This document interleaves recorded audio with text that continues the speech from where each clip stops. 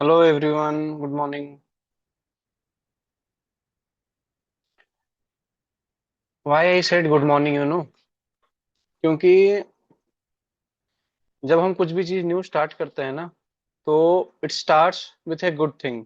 So nothing can be better than a good morning.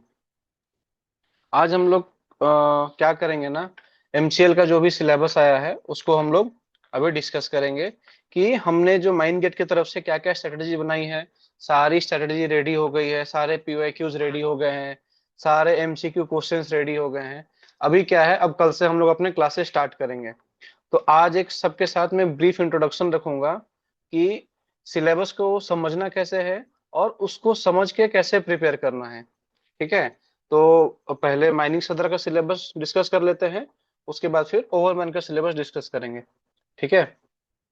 चलो आओ देखते हैं.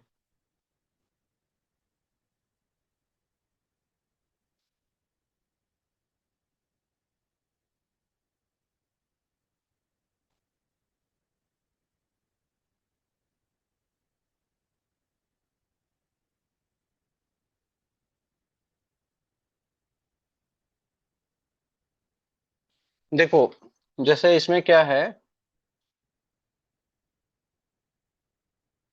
करेक्ट. इसमें क्या है, एग्जाम स्ट्रक्चर में क्या है, आप लोगों ने देखा होगा कि 20 मार्क्स के क्या आते हैं, आपके 20 मार्क्स के आते हैं जीके और जीएस, जिसको बोला जाता है जनरल असेसमेंट आ जाएगा और जनरल नॉलेज आ जाएगा. ठीक है.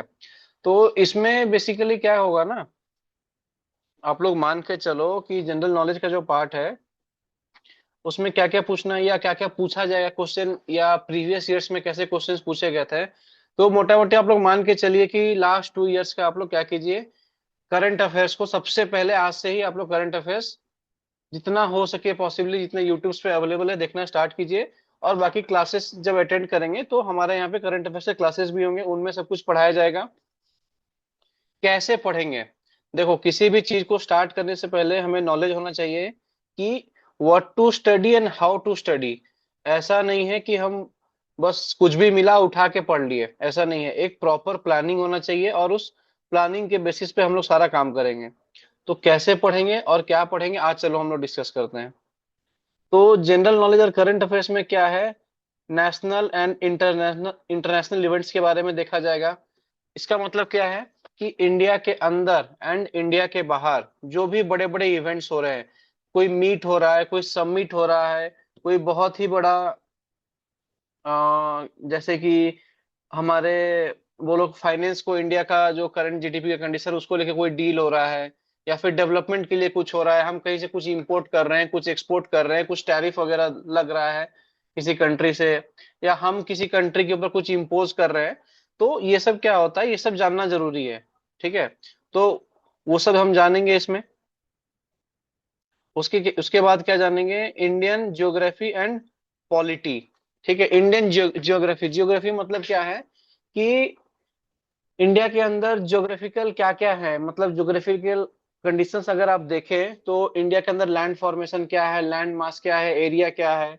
टॉप टू बॉटम अगर हम लोग मेजर करते हैं मीटर्स में, तो कश्मीर टू कन्याकुमारी का क्या लेंथ है, इधर से नॉर्थ साउथ अगर मेजर कर लेते हैं, ईस्ट वेस्ट मेजर कर लेते हैं, क्या लेंथ आएगा. हिल्स वगैरह का लोकेशन देखेंगे, क्या कहाँ कहाँ पे बड़े बड़े हिल्स है, कहाँ कहाँ पे रिवर्स है, कहाँ पे बड़े बड़े लेक्स है, कहाँ नेचुरल लेक्स है, आर्टिफिशियल लेक्स है, और कहाँ कहाँ पे डैम भी है, जिसको है तो वो डैम, बट वो नेचुरल तरीके से एक डैम का काम कर रहा है, आर्टिफिशियल डैम नहीं है, नेचुरल तरीके से है. तो ऐसे बहुत सारी चीजें हैं जो आपको जियोग्राफी में मिलेंगे. ठीक है. तो वो हम लोग यहाँ पे पढ़ेंगे. पॉलिटी और इकोनॉमी में क्या है, जैसे कंट्री के बारे में आपको बताया, इंटरनल अफेयर्स हो गए, एक्सटर्नल अफेयर्स हो गए, कंट्री के फाइनेंशियल फाइनेंशियल कंडीशंस के ऊपर, वो सारे हम इकोनॉमी में देखेंगे. उसके बाद क्या है, गवर्नमेंट स्कीम्स एंड डेवलपमेंट्स. ये बहुत इंपॉर्टेंट है, वेरी वेरी इंपॉर्टेंट है ये सबके लिए बहुत इंपॉर्टेंट है. क्या इंपॉर्टेंट है इसमें, आपको जानना होगा कि पिछले जो भी गवर्नमेंट का टर्म था, इसको क्या करना है, 1 साल या 2 साल से नहीं चलेगा, इसको गवर्नमेंट का हमें टर्म देखना होगा कि ये लास्ट टर्म में, लास्ट 5 इयर्स में इलेक्शन होता है इंडिया में, तो लास्ट टर्म में गवर्नमेंट ने क्या क्या स्कीम लॉन्चेस की थी. जैसे सुकन्या समृद्धि योजना हो गई. ठीक है. और उज्ज्वला स्कीम था. ठीक है. उज्ज्वला स्कीम गैस सिलेंडर के लिए था हर. ठीक है, हर घर बिजली का स्कीम था, हर घर नल का स्कीम था। मतलब इसका मतलब क्या है, ये स्कीम कब लॉन्च हुआ, किसके लिए लॉन्च हुआ, मतलब उस स्कीम को लॉन्च करने से आम लोगों को क्या बेनिफिट्स होगा, ठीक है, और ये स्कीम किसने लॉन्च किया, और ये स्कीम का प्लानिंग क्या था, ठीक है। तो ये सारे स्कीम्स के बारे में हम लोग पढ़ेंगे, और वो स्कीम से रिलेटेड जो भी डेवलपमेंट्स हुए हैं, ठीक है। जैसे अभी आप लोगों को पता होगा, नेशनल वाटरवे बन के रेडी हो गया है इंडिया के अंदर, ठीक है, गंगा रिवर से कनेक्टेड है। तो जितने भी गंगा रिवर के नेबरिंग डिस्ट्रिक्ट्स आएंगे, स्टेट्स आएंगे, वहां पे सारा नेशनल वाटरवे चलेंगे। अभी फिलहाल का ये प्लान रेडी है अभी। तो हमारा एक नया मोड ऑफ ट्रांसपोर्ट भी स्टार्ट हो जाएगा कंट्री के अंदर। इससे पहले के क्या क्या है मोड ऑफ ट्रांसपोर्ट, इससे पहले रोड्स है जिससे हम ट्रेवल करते हैं, उसके बाद रेलवे है, ठीक है, उसके बाद एयरवे है, ठीक है। नेशनल वाटरवे तो सबसे पुराना मोड ऑफ ट्रांसपोर्ट है, बट ये किसके लिए अभी फिलहाल हम लोग यूज कर रहे हैं, इंटरनेशनल के लिए।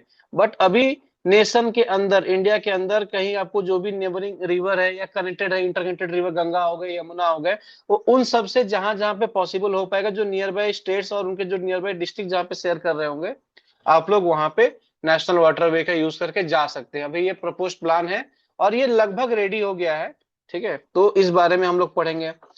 साइंस, स्पोर्ट्स एंड अवार्ड्स, ये भी बहुत इंपॉर्टेंट है।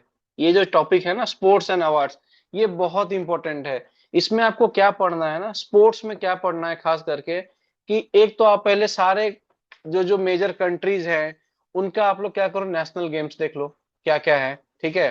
फिर इंडिया में स्टेट वाइज भी देख लो कि स्टेट का गेम क्या है, ठीक है। बहुत सारे डेटा आपको मिलेंगे, ठीक है, किस कौन सा स्टेट किस गेम को प्रमोट कर रही है, वो देख लो।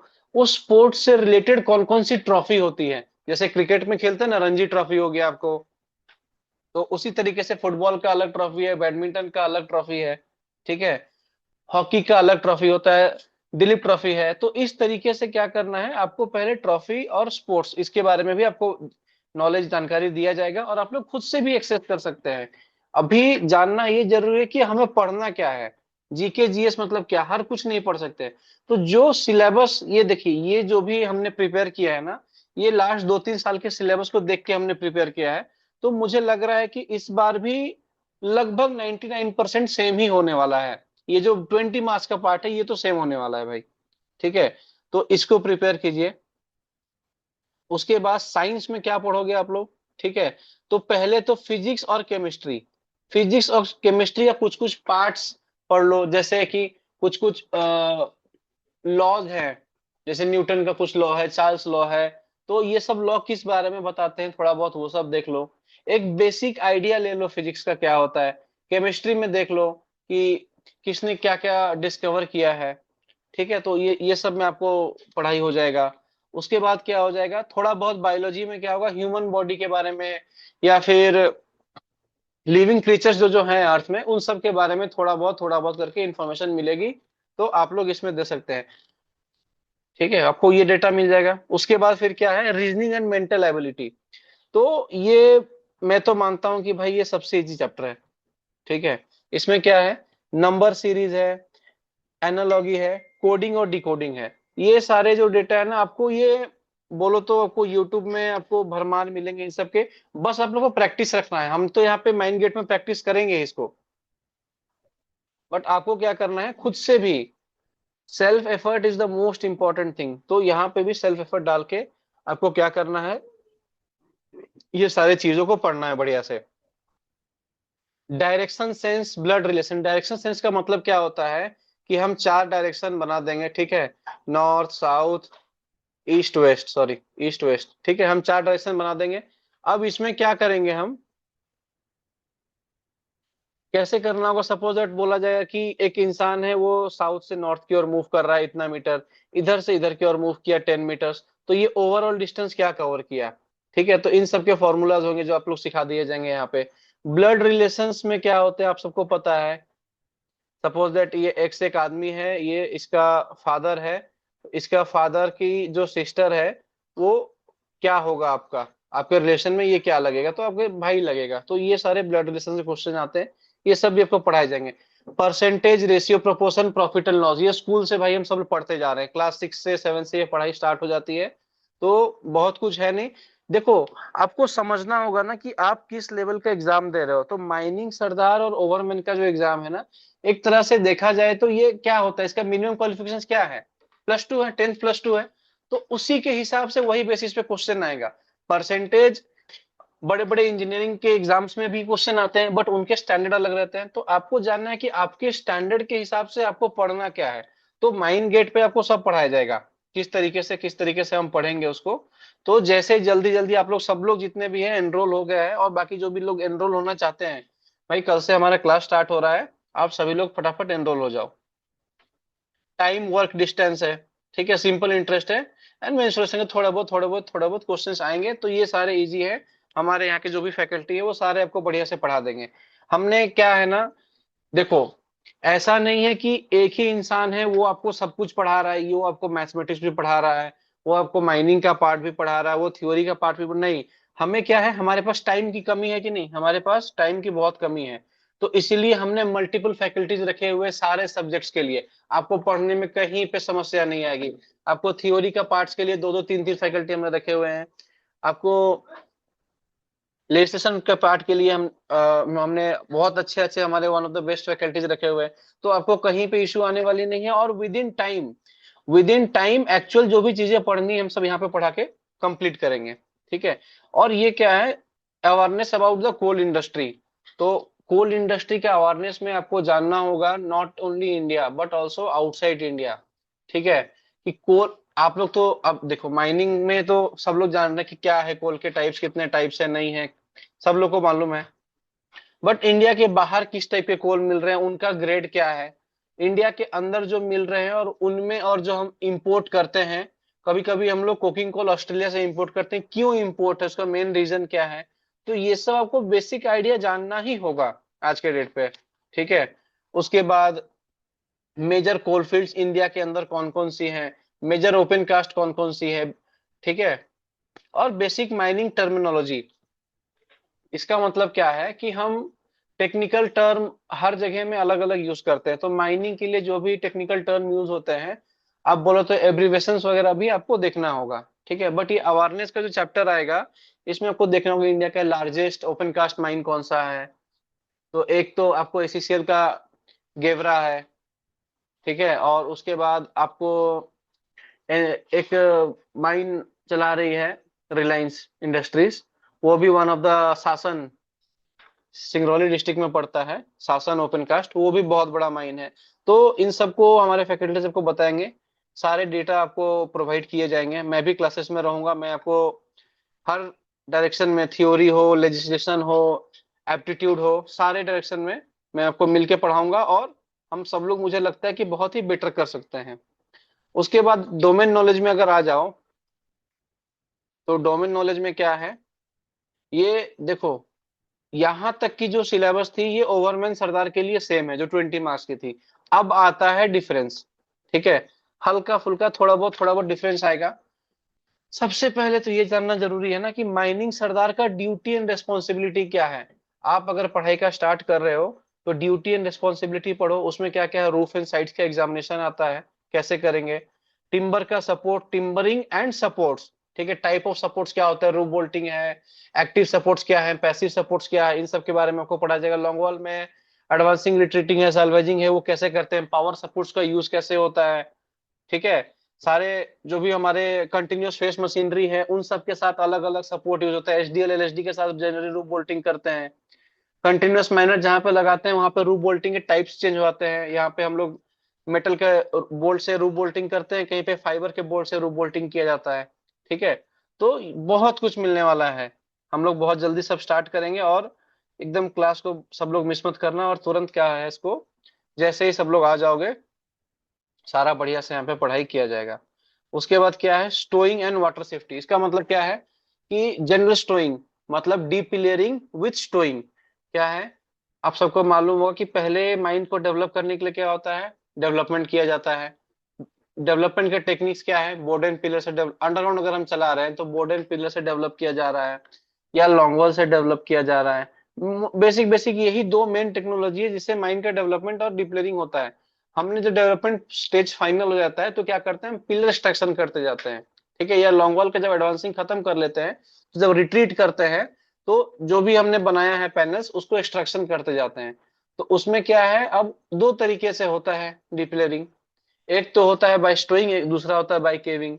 तो आज के डेट पे तो बाय केविंग का परमिशन तो मिल ही नहीं रहा है, पॉसिबल ही नहीं है। बट हमें उसके बारे में भी जानकारी पढ़ना ही होगा एग्जाम अगर अपियर करना है तो स्टोइंग के बारे में पढ़ेंगे, केविंग के बारे में पढ़ेंगे, मेथड ऑफ डीप लेयरिंग पढ़ेंगे, किस किस तरीके से किस सीक्वेंस में होता है। अब क्योंकि सरदार का एग्जामिनेशन है तो उसमें सम का भी एग्जामिनेशन है। सरदार अपने वर्क प्लेस पे जाएगा तो क्या क्या इंस्पेक्शन करेगा, एक तो पहले मैन पावर का इंस्पेक्शन करेगा, सारे मैन पावर को काउंट करेगा, माइनस स्टेशन में रखेगा, खुद जाके एक हेल्पर के साथ सारा चेक करेगा, फेस का कंडीशन क्या है, फेस का सपोर्ट देखेगा, उसके बाद ही मैन पावर को एंगेज करेगा। तो उसी के साथ साथ में ये सारा जब काम हो जाएगा तो जो 2 घंटे के बीच का इंटरवल होता है ना, तो उस पे अगर आपके सेक्शन में सम बना हुआ है तो सम का भी जाके इंस्पेक्शन करना है। शॉर्ट फायरिंग एंड एक्सप्लोसिव के बारे में हम लोग पढ़ेंगे। ये क्या है ना, हमने सारे शॉर्ट शॉर्ट करके रखे हुए हैं, ऐसा नहीं कि भाई कुछ भी ले और पढ़ लो, हमने सारे शॉर्ट करके रखे हैं कि पढ़ना क्या है। शॉर्ट फायरिंग एक्सप्लोसिव के बारे में आप लोग देख सकते हो। इधर से हम लोग टाइप ऑफ एक्सप्लोसिव क्या क्या होते हैं, स्टोरेज एंड ट्रांसपोर्ट रूल्स क्या है, वैन में लिया जाएगा, वैन में क्वांटिटी क्या क्या होंगे एक्सप्लोसिव्स के, किस टाइप का एक्सप्लोसिव वैन में जाता है, ओपन कास्ट के लिए अलग जाता है, अंडरग्राउंड के लिए अलग आता है, नंबर ऑफ डिटोनेटर्स अलग होते हैं, ओपन कास्ट के लिए अलग है और अंडरग्राउंड के लिए अलग है। ठीक है, चार्जिंग एंड फायरिंग प्रोसीजर्स, तो जैसे जैसे अंडरग्राउंड का भी पढ़ते जाएंगे और ओपन कास्ट का भी पढ़ते जाएंगे। Miss fire handling and safety, अभी आप लोग को पता होगा जो हमारा कन्वेंशनल मेथड था ब्लास्टिंग का अंडरग्राउंड में, वो कैसे करते थे, वो हम लोग एक डायनामो डिटोनेटर एक्सप्लोडर के सहारा से करते थे। ठीक है, जो क्या करता था आप सबको पता होगा, एक्सप्लोडर रहता था, किसी किसी एक्सप्लोडर में चाबी रहता था यहाँ पे जिसको मैनुअल मूव करते थे, और कुछ कुछ एक्सप्लोडर थोड़ा सा एडवांस हो गए थे जिसके अंदर स्क्रीन था और उनके अंदर बटन प्रेस करने से चार्जिंग करके ब्लास्टिंग किया जा रहा था। ठीक है, ये एक राउंड में 550 वोल्ट आउटपुट देता था। ठीक है, और 12 वोल्ट का बैटरी इसमें रहता था, चार। बट अब क्या है, अब आगे, तो ये जो एक्सप्लोडर यूज होता था ये किसके लिए होता था, ये होता था इलेक्ट्रिक डेटोनेटर, किसके लिए, इलेक्ट्रिक डेटोनेटर के लिए। ठीक है, बट अब जो एक्सप्लोडर आ गया और जो भी डेटोनेटर आ गया, डीजीएमएस का जो सर्कुलर है उसके हिसाब से ये ब्लास्टिंग सीरीज के लिए हमने डेटोनेटर, हमने नहीं, डीजीएमएस ने चेंज कर दिया और हमने उसको अडॉप्ट किया। अब क्या आ गया, अब आ गया है इलेक्ट्रॉनिक डिटोनेटर। कौन सा डिटोनेटर, इलेक्ट्रॉनिक। ठीक है, इलेक्ट्रॉनिक डिटेक्टर आ गया। इसके अंदर क्या है, इसके अंदर एक अलग से चिप लगा हुआ है जो कि आपका डिले टाइमिंग को सेट कर देता है, और एक अलग से इसका जो एक्सप्लोडर है ये अलग से, ये एकदम फुल्ली बोलो तो डिजिटल है। ठीक है, और आप लोग अगर चाहेंगे तो मैं आपको इसका लाइव वीडियो भी दिखा दूंगा कि किस तरीके से डमी डिटोनेटर में दिखा दूंगा आप लोग को किस तरह से डिटोनेटर को इनिशिएट किया जाता है, किस तरह से इसको चार्ज किया जाता है, आर्मिंग किया जाता है, देन फिर ब्लास्टिंग किया जाता है। तो अगर आप लोग सब इंटरेस्टेड होंगे, आपको यहाँ पे सारे ऐसे ऐसे चीजें देखने को मिलेंगे जो आप विजुअलाइज कर सकते हो खुद के सामने से। एक बुक पे पढ़ना और एक सामने से विजुअलाइज करना कोई वीडियो को देख के, आपको वो चीज भी यहाँ पे मिलेंगी। बट कैसे होगा, जैसे आप लोग जल्दी जल्दी क्लास स्टार्ट करोगे, सब लोग आ जाओगे, तभी इसको मिलेगा सारा। फिर क्या है, वेंटिलेशन एंड माइन गैसेस। तो ये तो भाई जीटी, जितने भी लोग सब सरदार ओवरमैन के सब लोग जीटी पास करके ही आए हैं, अब थोड़ा एग्जाम्पशन हो गया है। बट पहले के जितने लोग हैं सारे जीटी का एग्जाम देके पास करके आए होंगे, और कॉलेज में भी पढ़े हैं सारे लोग। ठीक है, माइन एनवायरनमेंट का चैप्टर जो चैप्टर था उसमें सारे लोग पढ़े हैं। सारे, ये देखो इसमें लिमिटेड गैसेस के नाम दिए हुए हैं, ठीक है, बट सारे गैसेस के बारे में पढ़ेंगे, वेंटिलेशन सिस्टम क्या होता है उसके बारे में पढ़ेंगे, एंटी ट्रपल है, होमोट्रोपल है, किस तरीके से फैन से किया जा रहा है, एमएमबी से किया जा रहा है, और उसके साथ साथ में ऑक्सिलरी फैन का भी यूज हो रहा है, कहीं पे बूस्टर फैन का भी यूज हो रहा है। ठीक है, तो जिस तरीके से किया जा रहा है इन सारे चीजों को देखा जाएगा। उसके बाद इंस्ट्रूमेंट्स, बेसिक इंस्ट्रूमेंट्स क्या क्या होते हैं, और जो एडवांस इंस्ट्रूमेंट है उन सबको भी देखा जाएगा। और ये क्या देखेंगे, एक्सप्लोजन प्रिवेंशन, तो ब्लास्टिंग के दौरान पे या माइनिंग करने के टाइम पे किसी रीजन से कहीं ब्लास्टिंग हो ना जाए या कुछ गड़बड़ ना हो जाए उसके लिए देखेंगे। तो मोटा मोटी अंडरग्राउंड के लिए वो था। ओपन कास्ट के लिए क्या है, क्या पढ़ाई करना है हमें, तो वर्किंग अवर डेवलप्ड पिलर्स। आजकल आप लोग को मालूम होगा कि मिक्स माइन का कॉन्सेप्ट बहुत जबरदस्त चला है। कौन सा माइन, मिक्स माइन। इसके बारे में कैसे पढ़ाई होता है, तो इसको हम लोग टेक्निकल टर्म में बोलते हैं extraction of pillar by open cast method. ठीक है, तो आप लोग आओ क्लास ज्वाइन करो, इसके बारे में भी पढ़ेंगे। बेंच स्टेबिलिटी हो गया, स्लोप स्टेबिलिटी हो गया, उन सब के बीच में मेन फैक्टर्स क्या होता है। आपको मैं माइन प्लान भी दिखाऊंगा, आपको मैं अंडरग्राउंड का माइन प्लान दिखाऊंगा, अंडरग्राउंड का माइन प्लान के साथ लाइव प्लान यहाँ पे क्लास में चलेगा, लाइव प्लान के साथ दिखाऊंगा इंक्लाइन कैसे बनता है, कैसे डेवलपमेंट होते हैं, पिलर्स कैसे फॉर्मेशन होते हैं, गैलरीज कैसे फॉर्मेशन होते हैं। प्लान में जो प्लान एंड सेक्शन चैप्टर जब आओगे तो उसमें सिंबल्स हैं, वो सारे सिंबल्स का यूज कैसे होता है मैं लाइव आपको क्लास में एकदम ओरिजिनल प्लान माइन का जो होता है वो प्लान के साथ मैं आप लोग को बताऊंगा और पढ़ाऊंगा। ठीक है, ताकि आप लोग विजुअलाइज कर पाओ कौन से सिंबल का यूज कहाँ पे होता है, वेंटिलेशन का सिंबल इनटेक का क्या है, रिटर्न का क्या है, ऑक्सिलरी फैन का सिंबल्स क्या है, सारे कुछ देखेंगे। ठीक है, फिर आ जाओ रिक्लेमेशन प्रोसेस। देखो ये चैप्टर तो बहुत बड़ा है, बट हमारे जितने भी हम सब ने प्रिपेयर कर लिया है सारे मटेरियल, तो जब आओगे रिक्लेमेशन को आपको यूं ही चुटकियों में समझा दिया जाएगा। बस आपको करना क्या है, आपको याद रखना है, एक बार समझ जाओ तो याद रखने के लिए कोई भी डिफिकल्टी नहीं होती है। ये तो सेफ्टी मैनेजमेंट प्लान भाई, ये इससे ज्यादा इंपॉर्टेंट तो मुझे लगता नहीं है आज के डेट पे कुछ होगा। एक तो मैं बोल रहा हूँ इसमें से 2-3 मार्क का तो क्वेश्चन आप लोग अभी से फिक्स कर लो एसएमपी के बारे में। आप लोग अगर चाहोगे तो एसएमपी एक माइन का कैसे फ्रेम होता है ना उसका भी आइडिया मैं दे दूंगा। स्कोर एसएमपी के लिए रेटिंग्स होते हैं, हर एक पैरामीटर का अलग अलग रेटिंग होता है। ठीक है, ये सारे रेटिंग भी आप लोगों को बता दूंगा किस तरीके से होता है, क्या पैरामीटर्स है, मेरे पास सारे डेटा है। ठीक है, तो अगर डेटा को आप लोग एक्सेस करना चाहते हो, कुछ नया सीखना चाहते हो, तो बिल्कुल डिले मत करो भाई, सब लोग आ जाओ। ठीक है, उसके बाद क्या है, ये तो एक्ट रूल और रेगुलेशन, इस पे क्या है देखो, अभी तक तो मुझे जहां तक सियोरिटी है लेजिस्लेशन के पार्ट में सीएमआर 2017 ही आना है। ठीक है, अब क्या है 21 नवंबर 2025 को आपको ओएचएसडब्ल्यू कोड एनफोर्स्ड हो चुका है, बट इसमें भी अभी भी क्या है कि हमारे कंट्री में इस पे बहुत ही कॉन्ट्रडिक्शन चल रहा है, कुछ लोग इसको बंद करने के लिए बोल रहे हैं। तो अब हमें वेट करना है एमसीएल से कि एमसीएल किसको मान रही है, माइंस एक्ट 1952 को मानेगा, रूल को मानेगा, या फिर ओएचएसडब्ल्यू कोड या उसके रूल को मानेगा। तो ये सब बहुत ही बड़े चीज नहीं है, अगर आप उधर से डोमेन नॉलेज में पहले थ्योरी पार्ट क्लियर कर लो, और ये रेगुलेशन 2017 में बता रहा हूँ कि यही आने वाला है। ठीक है, जो नया अभी लॉन्च हुआ है, तो वैकेंसी क्योंकि अभी क्या है लॉन्च पीरियड पे है तो वो रेगुलेशन एनफोर्स नहीं हुआ है। तो मुझे जहां तक लगता है सियोरिटी अंदर से समझ में आता है रेगुलेशन 2017 ही आएगा। क्यों आएगा आप लोग एक चीज ध्यान देना, जो नोटिफिकेशन है एमसीएल का ना आप लोग खोलो, उस नोटिफिकेशन को खोल के जगह जगह पे देखना, उसमें बहुत जगह पे लिखा हुआ है this thing will be followed according to CMR 2017, this certificate is required according to CMR 2017। So ये सारे चीज देखते हुए ना मुझे लगता है कि 2017 से सीएमआर से ही सारे क्वेश्चंस आने चाहिए। और जो नया चेंज हुआ है ना 2026, शायद आप लोगों ने पढ़ा होगा नहीं पढ़ा होगा, मैंने तो पूरा गो थ्रू कर लिया। स्टार्टिंग के 3-4 चैप्टर में मेजर चेंजेस है, बाकी आप एक बारी इधर चले आओ ना प्लान्स एंड सेक्शंस, तो प्लान्स एंड सेक्शन में थोड़ा एक माइनर एक दो चेंज है, उसके बाद सारे चीज सेम है। हाँ, चेंज मेजर क्या हुआ, रेगुलेशन नंबर्स चेंज हो गए हैं, तो ये तो भाई याद रखना होगा सबको, नंबर्स फेर बदल हो गए वो याद रखना होगा। ठीक है, तो अब जितना जल्दी हम लोग क्लास स्टार्ट करेंगे सब लोग जुड़ जाओगे उतना बेटर होगा। ठीक है, उसके बाद क्या है रिपोर्ट राइटिंग।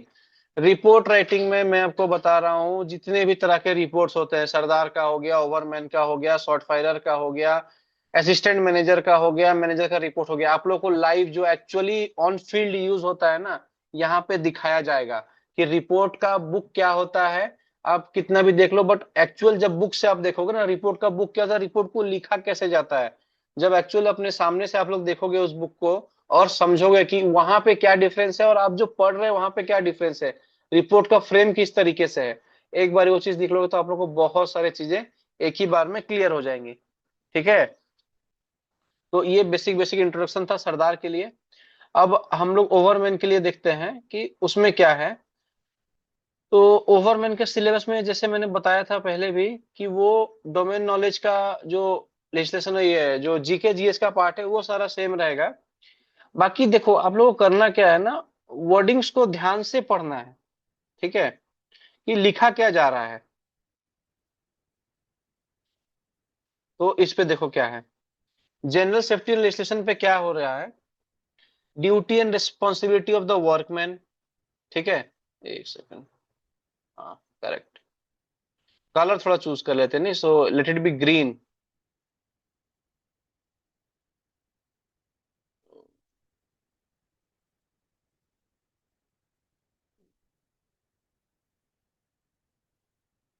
हाँ ठीक है चलो। Duty and responsibility of the workman, competent person of officials.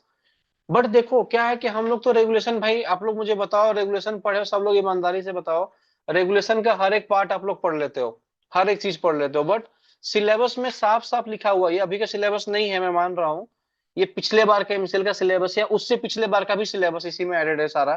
ठीक है। बट क्या लिख रहा है, duty and responsibility of workman, competent person and officials, but excluding manager and assistant manager, ये तो लिख दिया भाई कि आपको मैनेजर की ड्यूटी के बारे में नहीं पढ़ना और असिस्टेंट की ड्यूटी के बारे में नहीं पढ़ना है, साफ साफ लिख दिया।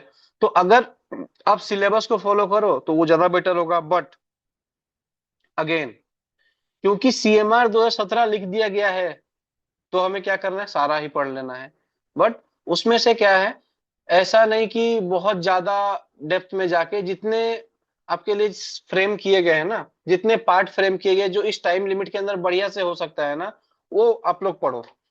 उसके बाद क्या है, discipline against worker and control of staff, provisions of CMR 2017, देखो यहाँ पे लिख दिया, relating to work, relating to coal mine working, explosive and short firing, loading and other provision of rules, enforcement and compliance of provisions under the regulations to which overman is responsible, तो जिसके लिए ओवरमैन responsible है। ठीक है। नहीं कि सारे लोग रेस्पॉन्सिबल हैं, ये नहीं कि इंजीनियर किसके लिए रेस्पॉन्सिबल है, सर्वेयर इसके लिए रेस्पॉन्सिबल नहीं, ओवरमैन जिसके लिए रेस्पॉन्सिबल है तो उसके लिए देखना है। मानो या मत मानो, ओवरमैन एक्चुअली सब चीज के लिए रेस्पॉन्सिबल होता है। अगर एक अंडरग्राउंड माइन चल रहा है तब इसको एक सेक्शन का चार्ज दिया जाता है, उसका सेक्शन का लिमिट होता है कि कितने मीटर के अंदर करेगा, वो सारे भी हम लोग यहाँ पे जैसे ही आप लोग आओगे सब चीज पढ़ेंगे। ठीक है। उसका एरिया कितना होता है, कितना एरिया में एक ओवरमैन काम करेगा, कब ओवरमैन का रेशियो बढ़ेगा, ठीक है, वो देखेंगे। उसके बाद कहाँ है, short firing, loading, transporting, precaution, danger from fire, dust, gas, water and other provision of rules enforce of the compliance of the provision under the regulation, writing of reports, ओवरमैन जो अपना डेली रिपोर्ट लिखता है उसके बारे में, hazard identification, risk assessment, risk management, safety management plan, mine gases, देखो ये तो फिर वही सरदार वाला सिलेबस है, property effect, property and effects, detection of mine gases, methanometers, multi gas, gas chromatograph, flame safety lamp, ठीक है, डेंजरस ऑकरेंस इन माइन। तो मोटा मोटी कहने का मतलब है कि ये रेगुलेशन का सारा पार्ट इसमें बोला जा रहा है, पढ़ेंगे हम लोग।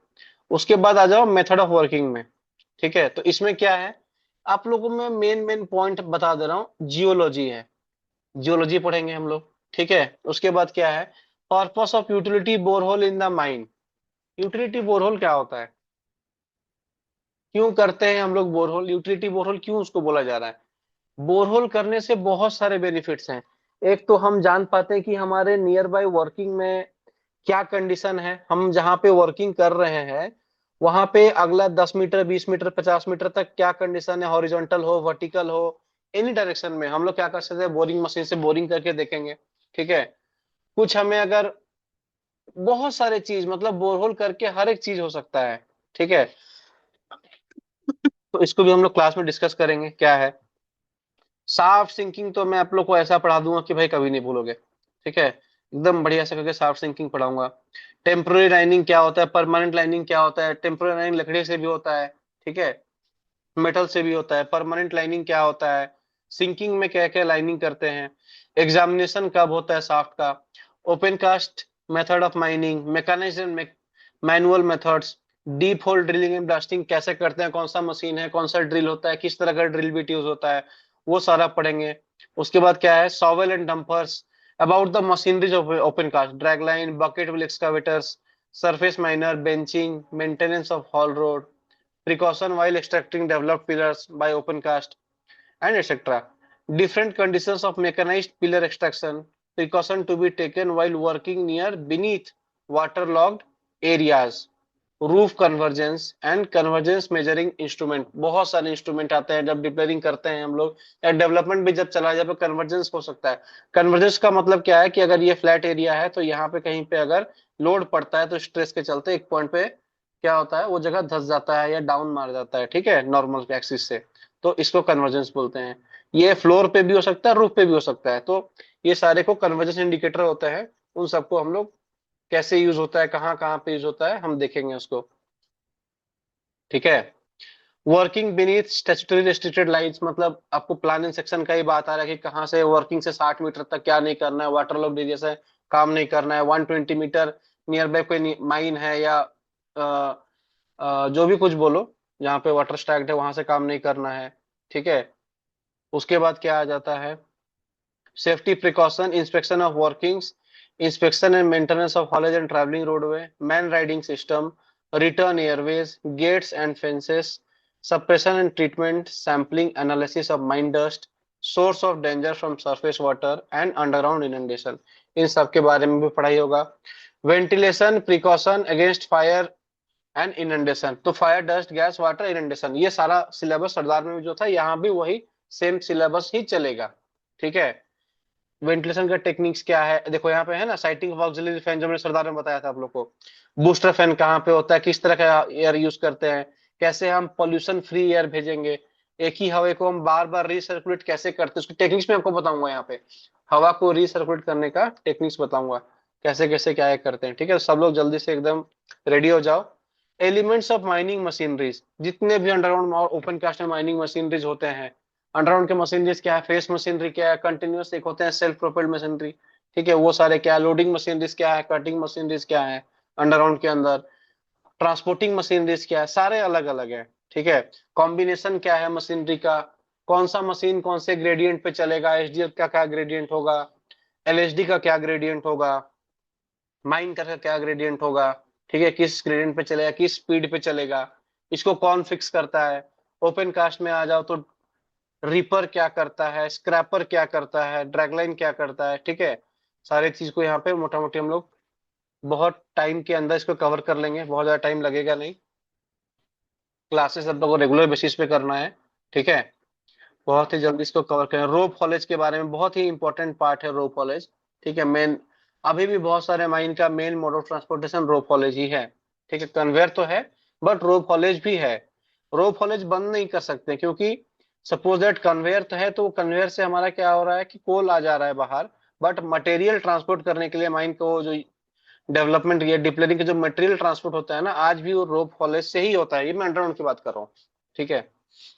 सेफ्टी डिवाइसेस क्या होता है, कोड ऑफ प्रैक्टिस कौन फॉर्म करता है, डिरेलमेंट होने पे क्या क्या सेफ्टी डिवाइसेस यूज होते हैं। उसके बाद different type of pumps, pumps के बारे में पढ़ेंगे, सेंट्रीफ्यूगल पंप क्या है, टरबाइन पंप क्या है। ठीक है, सबमर्सिबल पंप क्या है, मोनोरोटो पंप क्या है। ठीक है, सारे पंप्स के बारे में पढ़ेंगे, उनके प्रिंसिपल के बारे में पढ़ेंगे, पंप के फिटिंग्स के बारे में पढ़ेंगे, साइफन क्या होता है।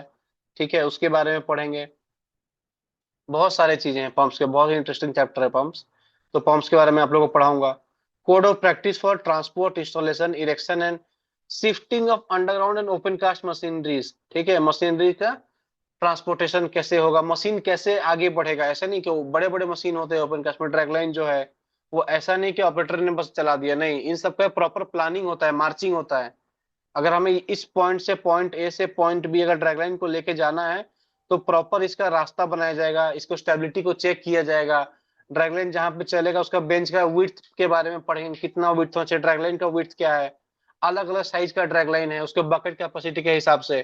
ठीक है, सबसे बड़ा ड्रैगलाइन इंडिया में कहाँ है, छोटा ड्रैगलाइन कौन सा यूज करते हैं, कॉम्बिनेशन ड्रैगलाइन के साथ कोई मशीनरी होती है क्या, ड्रैगलाइन किसी को लोड करता है किसी मशीन में, बताओ भाई तुम लोग सब, तुम लोग से क्वेश्चन है मेरा, क्या ड्रैगलाइन किसी मूविंग मशीनरी पे लोड करता है या अपने मटेरियल को डायरेक्ट डंप करता है, आप लोग बता दो मुझे।